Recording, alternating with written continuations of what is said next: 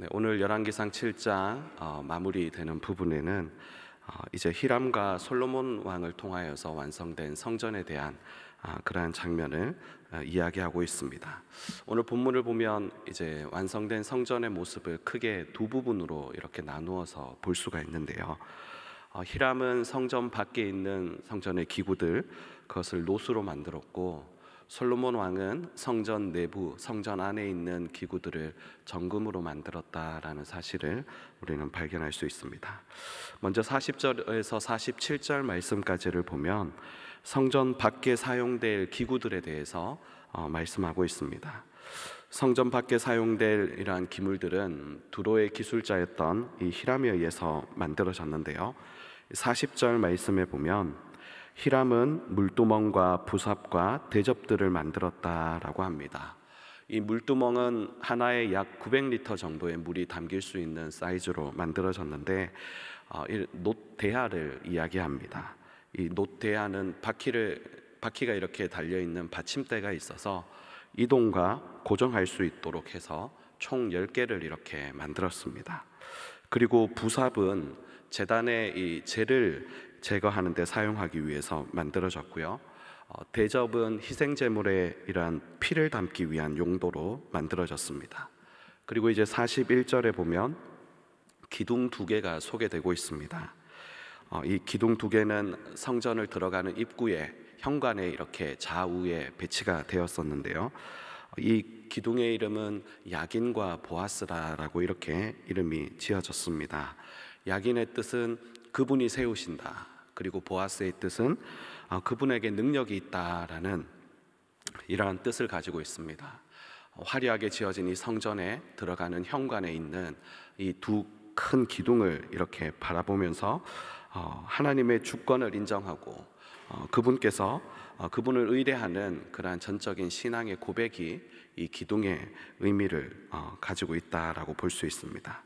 그래서 이러한 신앙 고백은 성전 건축이 전적으로 하나님에 의해 이루어졌다라는 것을 의미하기도 합니다.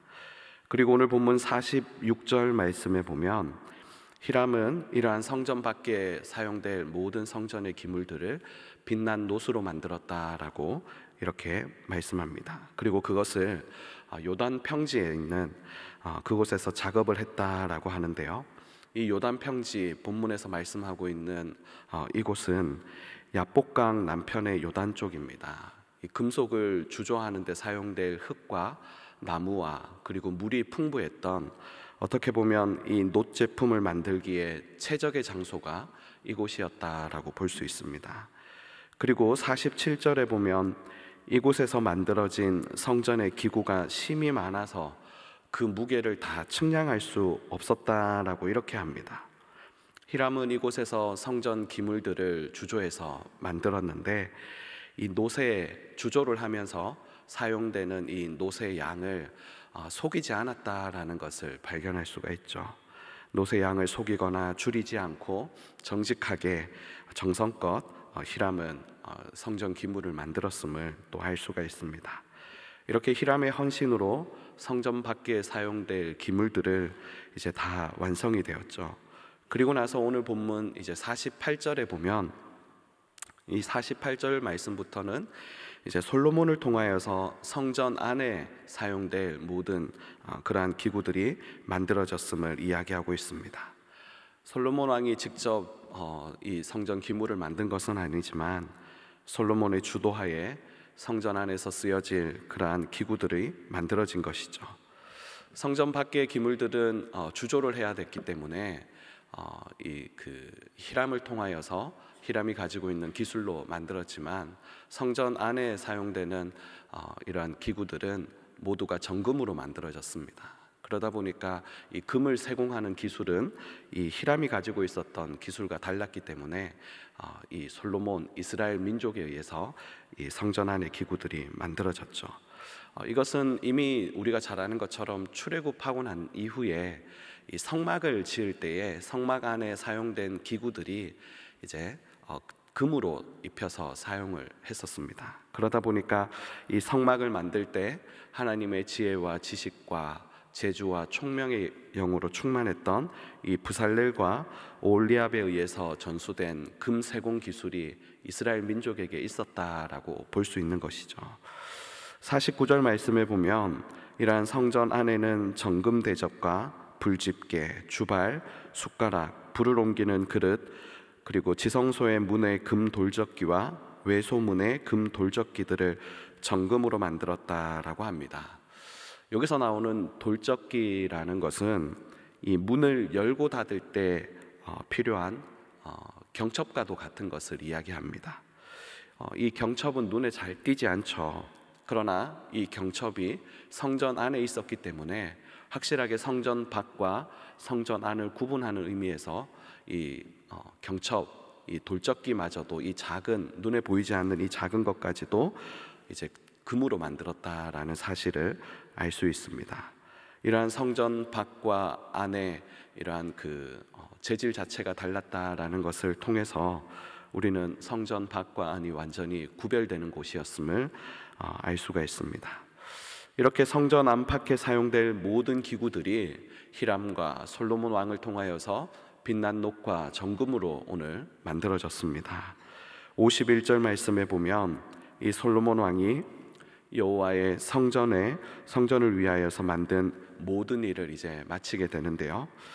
그럼에도 이 아버지 다윗이 여호와의 성전을 짓기 위하여 준비하였던 그러한 것들이 너무나 많았기 때문에 이 성전을 무게를 측량할 수 없을 정도로 이렇게 만들고 나서도 남아있는 이러한 모든 물건들을 이제 성전 곳간에 두었다라는 말씀을 볼 수가 있습니다.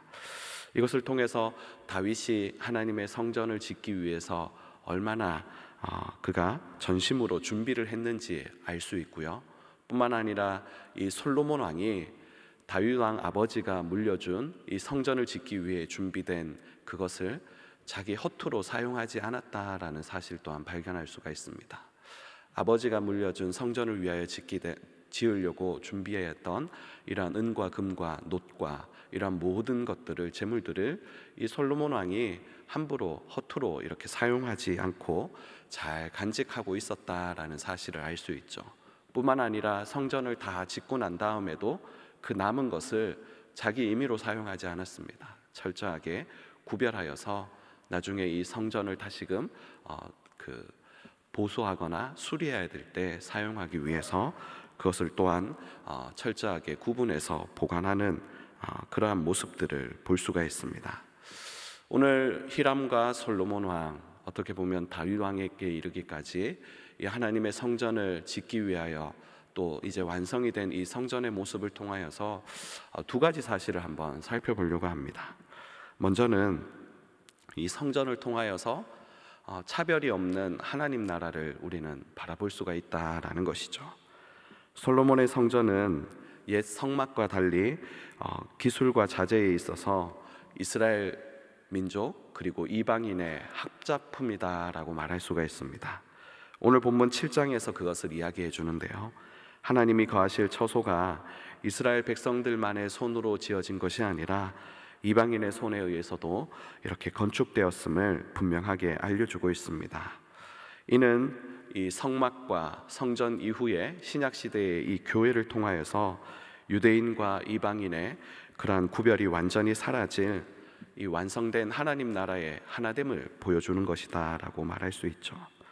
오늘 본문에 소개되는 이 완성된 성전의 모습은 앞서 설명했던 것처럼 성전 밖과 성전 안이 확실하게 구별되어 있었습니다. 성전 밖은 이방인이었던 히람이 놋을 통하여서 만들었고, 하나님의 임재의 상징인 성전 내부는 정금으로 해서 솔로몬 왕 이스라엘 자손을 통하여서 만들어졌습니다. 이것은 성전 내부와 성전 외부 이러한 사이의 구별과 분리를 뜻하기도 합니다.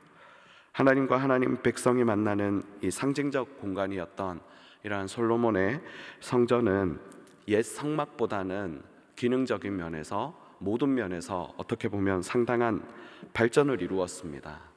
그렇다고 해서 하나님을 자유롭게 만날 수 있는 그러한 만남을 보장해 주지는 못했다라는 사실을 우리는 발견할 수가 있는데요. 그러나 여기에 머물지 않고 이러한 이방인과 유대인의 합작품이었던 이 성전은 이제 신약 시대에 예수님이 이 땅에 오심으로 말미암아 예수님께서 이 완전한 대속의 제물이 되심으로 더 이상 성전에서의 짐승의 피로 제사를 지내는 것이 아니라 이제는 완전한 화목 제물이 되어 주신 예수님을 통하여서 믿음만을 가지고 누구든지 언제든지 하나님께로 나아올 수 있는 그러한 길을 마련해 주셨다라는 사실을 우리는 알고 있습니다. 그러므로 이러한 예수 그리스도의 피로 세워진 이 교회는 새로운 한 가족이 되었음을 우리는 늘 기억하면서 하나님께서 하나 되게 하신 예수 그리스도의 몸된 이 교회 안에서 형제와 자매들을 주님 안에서 내 몸과 같이 사랑하는 그러한 자들이 되어야 된다라는 사실을 우리는 알아야 합니다. 그렇다면 이러한 차별이 없는 하나님 나라, 그 나라의 백성들은 어떤 자세로 살아가면 좋을까요? 이 오늘 본문에서 그것을 찾을 수가 있는데요, 우리가 잘 아는 코람데오 하나님 앞에 서라는 이러한 신전의식을 가지고 살아야 된다라는 것입니다. 오늘 성전이 완성된 이 모습을 볼 때 큰 특징들이 있었죠. 성전 외부와 성전 내부가 달랐고 재질이 달랐고 확실히 구별이 되었다라는 그러한 사실을 알게 되었습니다. 사람들 눈에 잘 보이는 성전 외부의 그러한 모습은 빛나는 노수로 만들어졌다라는 것이죠. 그러나 일반 사람들의 눈에는 잘 보이지 않았던 이 성전 내부의 모든 기물들, 그것은 금으로 만들어졌다라는 사실을 우리는 알아야 합니다. 이것은 무엇을 의미할까요? 마음속에 이제 항상 주님을 모시고 살아가는 주의 성령이 거하시는 성전이 된 우리 각 성도들은 사람들의 주된 평가의 기준인 외면적 아름다움보다는 주의 성령이 거하시는 우리의 내면의 아름다움을 추구하고 살아야 된다라는 사실입니다.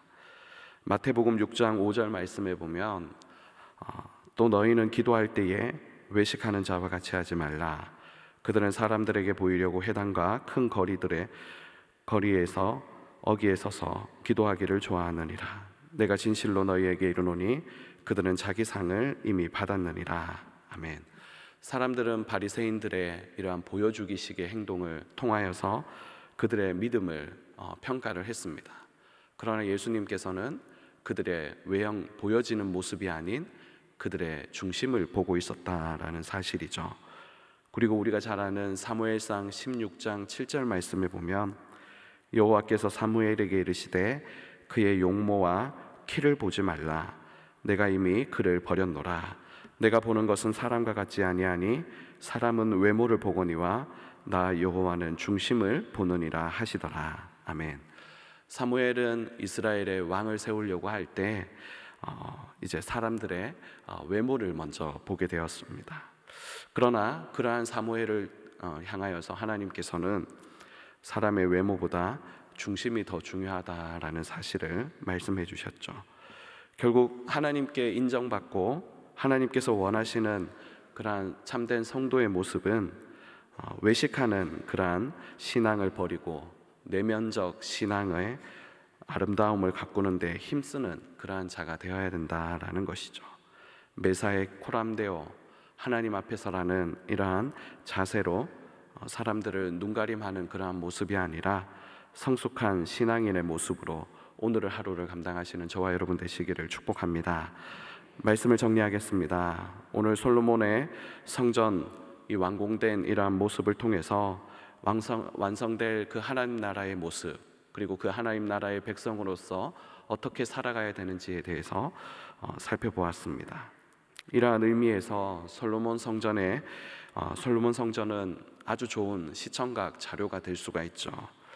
여기에서 우리는 최고와 최선으로 세워진 이 솔로몬 성전이 완성될 수 있었던 그 출발점이 무엇일까를 한번 생각해 볼 필요가 있습니다. 그것은 바로 아버지 다윗 왕이 하나님께 대해 가지고 있었던 신앙의 헌신이었다라는 사실이죠. 삶을 통해서 보여준 이 다윗 왕이 하나님께 대한 신앙의 헌신이 있었기 때문에 다윗 왕이 죽고 나서도 그의 아들 솔로몬 왕을 통하여서 성전이 완벽하게 지어질 수 있었다라는 사실입니다. 가정의 달 5월에 우리 자신의 그러한 신앙의 모습이 우리 자녀들에게 어떻게 전해지고 있는지를 우리가 곰곰이 생각해 볼 필요가 있습니다. 원하기는 하나님께 대한 이러한 다윗 왕과 같은 신앙의 헌신이 저와 여러분에게도 있어서 우리의 자녀 세대들에게까지 아름답게 지속되어질 수 있도록 우리 자신을 날마다 돌아보면 좋겠습니다. 이 땅 위에 세워진 이 가정과 교회 안에서 우리의 신앙의 헌신을 통해 우리의 자녀들과 함께 하나님 나라와 주의 몸된 교회를 건강하고 아름답게 세워가시는 저와 여러분 되시기를 주님의 이름으로 간절히 축원합니다. 기도하겠습니다. 하나님 아버지, 감사합니다. 부족하고 연약한 우리의 모습들을 통하여서 하나님이 거하시는 그런 아름다운 성전을 지을 수 있도록 오늘 열왕기상 7장 말씀을 통하여서 다윗 왕이 그토록 바라고 원하였던 그 하나님의 성전을, 하나님의 집을 이제 그의 아들 솔로몬 왕을 통하여서 이제 완성되는 모습을 오늘 보게 되어집니다. 완성될 이 하나님의 성전, 이 성전을 통하여서 하나님의 나라가 어떠할지, 하나님의 나라의 백성이 어떤 자세로 살아야 될지를 살펴보았습니다. 무엇보다 아버지, 이러한 성전이 아름답게 아버지 이렇게 완성될 수 있도록 하나님 아버지 다윗이 그런 하나님에 대한 신앙의 헌신을 가지고 그의 아들 이 솔로몬 왕에게 그 신앙을 물려주었던 것처럼 오늘 우리가 살아가는 우리의 가정에서, 우리의 교회 안에서 우리도 하나님 우리의 다음 세대들에게, 자녀들에게 이러한 신앙의 헌신을 아버지 믿음의 유산으로 물려줄 수 있는 그러한 자들이 다 되어질 수 있도록 하나님 우리에게 믿음을 더하여 주시옵소서. 특별히 세우신 포도원 교회가 이 시대에 그러한 사명을 감당하는 장자교회로 쓰임받게 하여 주시옵소서. 이 일을 통하여 세우신 우리 담임 목사님 위에 늘 성령으로 기름 부어주시고 하시는 모든 일들 위에 하나님 함께하여 주셔서 말씀이 선포되어지는 곳마다 하나님 말씀을 듣고 회개하며 주께로 돌아오는 놀라운 성령의 역사와 목양하는 모든 교회의 모든 위에, 가정 위에 하나님 은혜를 베풀어 주셔서 이 마지막 때에 하나님 귀하게 사용하시는 사자 목사님으로 삼아 주시옵소서.